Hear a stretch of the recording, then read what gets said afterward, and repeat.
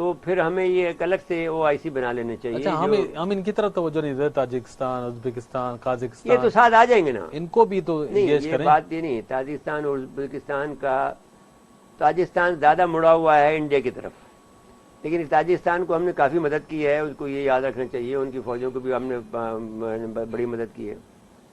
لیکن یہ ہے کہ انڈیا میں نے کیونکہ وہاں پر ایک اڈا بنایا ہے, لیکن روس نے اس کو نہیں دینے دیا. اگر وہ روس کو دے دیتا, انڈیا کو دے دیتا, تو ہمارے پاس وہ 3 منٹ کی فلائٹ تھی ہمارے پاس واخا کی پٹی پہ آنے کے لیے, ہمارے گلگت بلتستان پہ ہٹ کرنے کے لیے. تو وہ تو بہت ہی خطرناک معاملہ تھا. جیسے ہمیں تو اڑتے ہی جیسے اڑتا تھا اسی وقت اسے مارنا پڑتا. تو اب بھی شاید یہ ہو کہ ہم اس کو ایسے تیاری میں بیٹھے ہوں, لیکن مجھے نہیں معلوم ہے. تو بہرحال یہ ہے, کہنے کی بات یہ ہے کہ کیونکہ ہم میزائل کے لحاظ سے یا اس لحاظ سے اب ہم نے کیا وہاں تیاری کر رکھی ہے یہ کہنا قبل از وقت ہے. کیونکہ جو آپ نے دیکھ لیے کہ پہاڑ اتنے بڑے بڑے ہیں, وہاں پر کیا انہوں نے نظام وضع کیا ہوگا, ضرور کیا ہوگا, چھوڑا ہوگا. انہوں نے یہ بھی کیا ہوگا کہ جو ان کے اڈے ہیں امریکہ کے, افغانستان میں 9 اڈے ہیں, ان کو بھی نشانے پہ رکھا ہوگا. یہ تو نہیں ہو سکتا ہوگا کہ ہمارا میزائل وہاں پہ نہ پہنچ سکے, اور ان کا جو ایک کوئی ان کے پاس کوئی جو نظام ہے وہ اس کو چیرتا ہوا چلا جائے گا انشاءاللہ تعالی, جو بھی کوئی بات ہوئی. تو اب بہرحال ہم یہ کوشش کر رہے ہیں کہ اب جو کوئی فضائی نظام شاید ہمارے پاس کمی ہے, تو وہ آپ ان کا ایگلا اور وہ ڈربا 2 نظام ہم روسیوں سے لینا چاہتے ہیں. تو اگر وہ لے لیتے ہیں تو پھر تو ایک کافی بڑی میں نے کچھ تھوڑی بہت ہمیں, یا ممکن ہے کہ یہ کچھ اور چیز ڈیولپ کر رہے ہوں, دکھا کچھ اور رہے ہوں گے, کر کچھ اور رہے ہوں گے, لیکن رشیا کے ساتھ میں یہ تعلقات بڑھانا چاہتے ہیں. اور امریکہ نے اور انڈیا پر ہم نے امریکہ پر بالکل ریلائنس چھوڑ دیا, اور اس طرح سے رشیا پر انڈیا چھوڑ رہا ہے بالکل, یعنی آہستہ آہستہ ان کے اوپر چھوڑ رہا. ہم نے 2010 سے پہلے پلان بنا لیا تھا کہ ہم کو امریکہ پہ ہم ریلائی نہیں کرتے. اب ہمارے اپنے جہاز بن گئے تھے, ہمارے اپنی ساری چیزیں بن گئی تھی, ہمارے اس وقت ہم اب دوست تک ہم خود بنا رہے ہیں.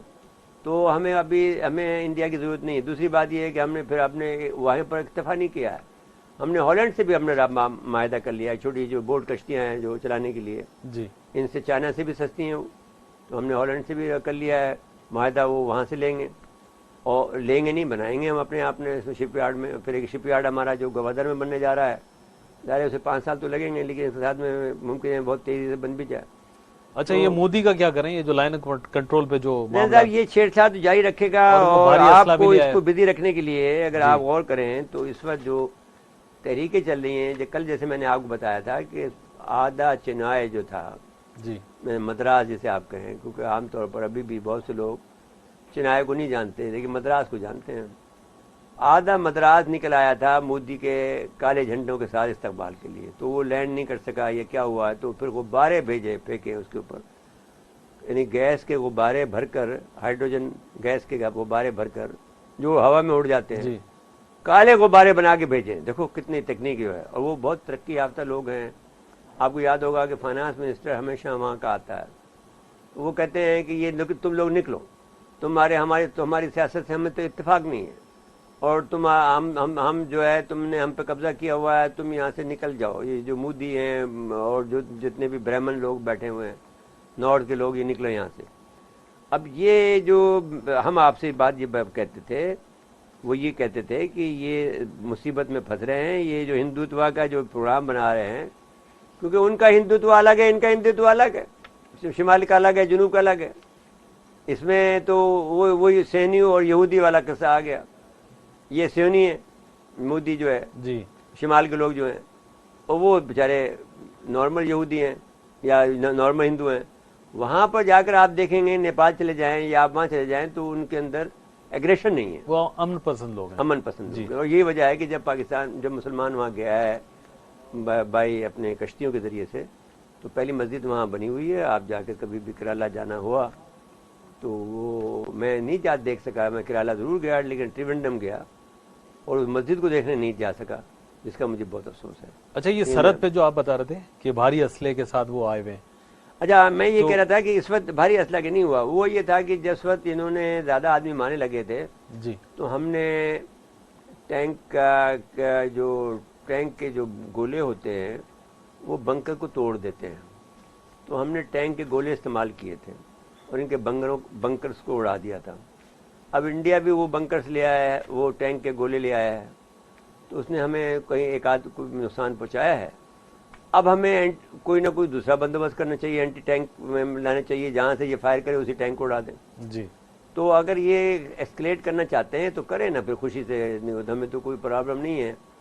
اور میں نے اگر اور بھی زیادہ جانا چاہتے ہیں تو پھر ہمارے جو مہادر نصر تیار میزائل تیار ہیں, ہم ٹیکٹیکل وار ہیڈ بھی استعمال کر لیں گے اگر آپ نے یہ کیا تو. اچھا, اس پر الزام بھی نہیں لگے گا کہ ہم نے کوئی یعنی ایٹمی وار شروع کر دیے. ہاں, تب میزائل گیا ان کو اڑا دے گا بھپ سے, بھگ کر کے کہیں بھی نہیں بچیں گے. تو اور منحصر میزائل ہمارے پاس بے تحاشا ہیں, تو جتنے بھی آپ کر لیں, آپ پہ میں نے نارمل پہ اس میں آپ بارود بھی لے جا سکتا ہے اور ایٹمی ٹیکٹیکل وار ہیڈ بھی لے جا سکتا ہے. تو نصر میزائل ہمارا کافی اچھا ہے. اور ابھی نہیں, ابھی بہرحال اس پر ہم نہیں جانا چاہتے کیونکہ ہمارے جو شہریوں کو مار رہے ہیں نا, لائن آف شہریوں کو کنٹرول مار رہے ہیں, تو ٹھیک ہے, تو اس پر ہمارا احتجاج بھی جاری ہے. بھارت کے اور انڈیا کے جو ڈی جی ایم اوز ہیں عموماً یہ لوگ بات کرتے ہیں اور ان کو بتایا ہے کہ بھائی اگر آپ یہ ایسکلیٹ کریں گے تو اس کے نتائج پھر اچھے نہیں ہوں گے. تو D G I S P R نے آئی ایس پی آر کی جو بریفنگ آئی ہے اس کے مطابق انہوں نے کہا ہے کہ ہاٹ لائن پہ بتائیے, جس میں پاک فوج نے کہ ڈی جی ایم او نے بھارت کی جانب سے سیز فائر کی معاہدی خلاف ورزی کے معاملے کو اٹھایا ہے اور شہریوں کو نشانہ بنانے کے معاملے کو بٹھایا کہ بھئی یہ طریقہ آپ کا ٹھیک نہیں ہے.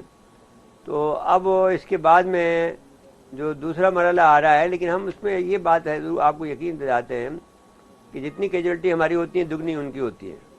یہ آپ سمجھ لیجیے, جواب مل جاتا ہے, جواب ان کو ٹھیک مل رہا ہے, کرارا مل رہا ہے, جس پہ کہ وہ ان کا یہ کرارا کا لفظ ہم لوگ استعمال نہیں کرتے ہیں عموماً, ہم سخت کا لفظ استعمال کرتے ہیں کہ یہ انڈین لفظ ہے. انڈین لوگ کہتے ہیں کرارا جواب دیا, تو کرارا دے دیا, انڈیا کا لفظ استعمال کر لیتے ہیں ہم, کرارا جواب مل جاتا ہے. ہاں, ان کو مل جاتا ہے. اور ان کو وہ شور مچا رہے ہیں کہ اتنی پٹائی ہو رہی ہے, اس کے باوجود بھی آپ لوگ کچھ نہیں کرتے ہو. آپ کی جو پاکستان آپ کو اتنا میں نے ایسا پیٹ رہا ہے. ان کے فوجی کہہ رہے ہیں, ان کے سیاستدان کہہ رہے ہیں, ان کے دانشور کہہ رہے ہیں, ان کے لکھاری کہہ رہے ہیں کہ پاکستان آپ کو ٹھوک رہا ہے وہاں پر سرحد کے اوپر, آپ سے کچھ نہیں ہوتا. اور ظاہر ہے ہم ضرور ٹھوکیں گے جب جتنی بھی جارحیت کریں گے.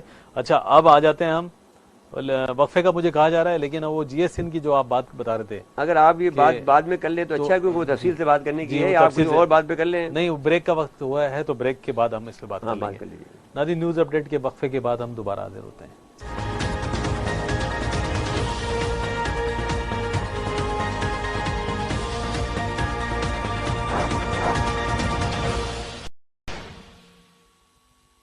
ایک دفعہ پھر آپ کو پروگرام میں خوش آمدید کہتے ہیں.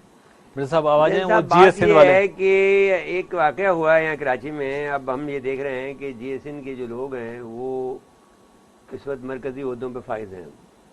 جی ایس این کی تحریک جس کو کہ فیل کر دیا تھا, لیکن ان کے ذہن جو ابھی تک صاف نہیں ہوئے ہیں اور یہ بغض رکھتے ہیں یہاں کے لوکل لوگوں کے ساتھ میں بہت سے لوگ, تو اور خصوصاً دانشور لوگ جو ہیں. اب ظاہر ہے کہ ایک انور مقصود جیسا آدمی جو کہ ہر ایک کا مذاق اڑاتا ہے, مذاق کا مطلب یہ نہیں ہوتا ہے کہ وہ بڑا شستہ مذاق کرتا ہے. اس میں کوئی ناراضگی کی بات نہیں تھی. اگر کسی سندھی کا مذاق اڑا دیا تو کیا ہو گیا ہے, اس میں جس کا مذاق اڑاتے ہیں وہ بھی بتائیے کہ آپ بتائیے کہ جو سب سے زیادہ تو انہوں نے اردو اسپیکنگ والوں کا مذاق اڑایا, اور وہ کس کس ہر طرح کی اردو اسپیکنگ کا مذاق اڑایا. ان کا ادبی انداز ہوتا ہے. دیکھیے میری بات سنیں, مذاق کے طور پر آپ نے دیکھے کہ وہ جو ان کا تھا, وہ جو ان کا فنٹر تھا معین اختر جو ہے, وہ کس طرح سے کہتا ہے, وہ ایک پروگرام میں دکھایا ہے, کہنے کا بھائی آپ جناب کہاں رہتے ہیں, کہنا بھائی میں پیرس میں رہتا ہوں, تجھے پتہ نہیں ہے.